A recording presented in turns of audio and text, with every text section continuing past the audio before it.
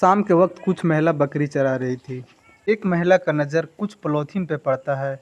उस महिला को लगता है कि किसी का सामान छूटा होगा और वह महिला किसी को नहीं बताती है और खुद से जाकर उस पॉलीथीन को खोल कर देखती है तो उसका पैर तले ज़मीन खिसक जाता है और कस के चीखती है।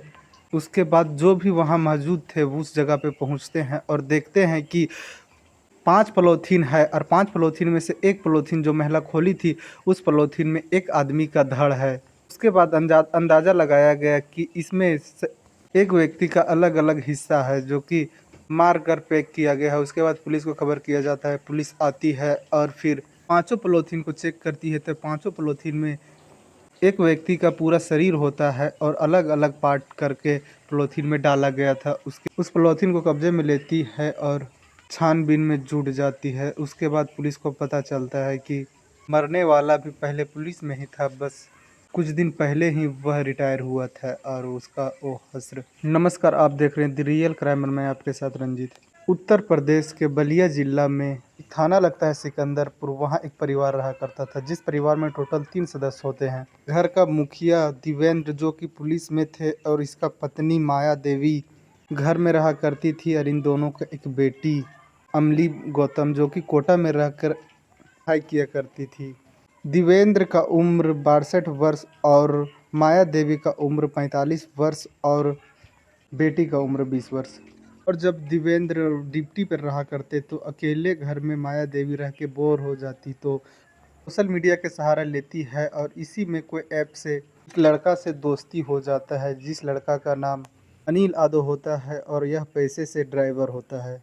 और अनिल यादव का उम्र 15 वर्ष होता है और दोस्ती दोनों का इस कदर आगे बढ़ता है माया देवी और अनिल का कि दोनों कई बार अलग अलग जगह में दोनों संबंध भी बना चुके थे।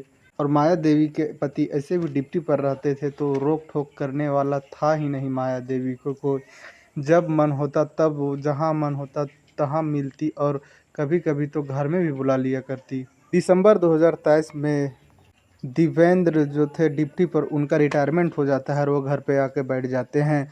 घर पे बैठने के बाद पता चलता है कि मेरी पत्नी किसी से बात करती है और फिर और पता करते हैं तो पता चलता है कि ये दोनों काफ़ी ज़्यादा नज़दीकियां हैं और मेरे पत्नी और अनिल गलत संबंध में भी है। बस देवेंद्र जो थे वो अपना पत्नी को डांटने लगते हैं और कभी कभी मारपीट भी देते हैं। बस पत्नी गुस्से में एक दिन अनिल से बोलती है कि तुम्हारे साथ बात करने की, तुम्हारे साथ प्यार करने का हमें रोज़ सज़ा मिल रहा है, हमें मारा जा रहा है, हमें खसोटा जा रहा है, हमारे शरीर से पे कई सारे जख्म दिया जा रहा है। अनिल बस माया देवी का बात सुनकर गुस्सा में आ जाता है। अनिल बोलता है कि एक एक चोट का बदला लिया जाएगा, एक एक खून का कतरा का हिसाब लिया जाएगा।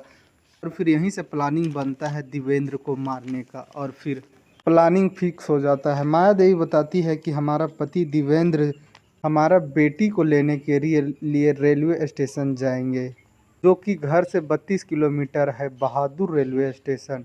और अनिल अपने साथ में मिथिलेश पटेल और एक लड़का के और लेता है और दिवेंद्र को मारने के लिए उसको पीछा करने लगता है। उसका पत्नी जो थी माया देवी वह सारा कुछ बता रखी थी कि कौन सा गाड़ी से जा रहे हैं और कैसे रोकना है गाड़ी को।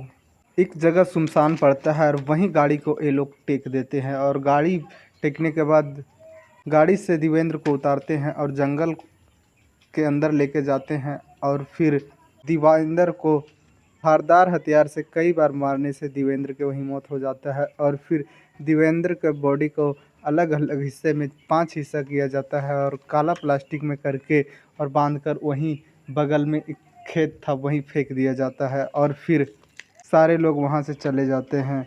लेकिन जब बेटी को लेने के लिए अमली के पापा नहीं पहुंचते हैं दिवेंद्र तो बेटी घर पे आती है और पापा को पास फ़ोन लगाती है, फ़ोन नहीं लगता है। रिश्तेदारों में पूछती है लेकिन पापा का कहीं पता नहीं चलता। उसके बाद अमली गौतम थी वह पुलिस स्टेशन जाती है, पापा की गुमशुदगी का रिपोर्ट लिखवाती है। पुलिस को जब इधर बॉडी का पार्ट्स मिला था तो पुलिस शिनाख्त के लिए अमली गौतम को बुलाती है तो अमली गौतम बोलती है कि हाँ यही मेरे पापा हैं। उसके बाद पुलिस दिवेंद्र के घर पहुंचती है और घर में छानबीन करती है और माया देवी से पूछताछ करती है।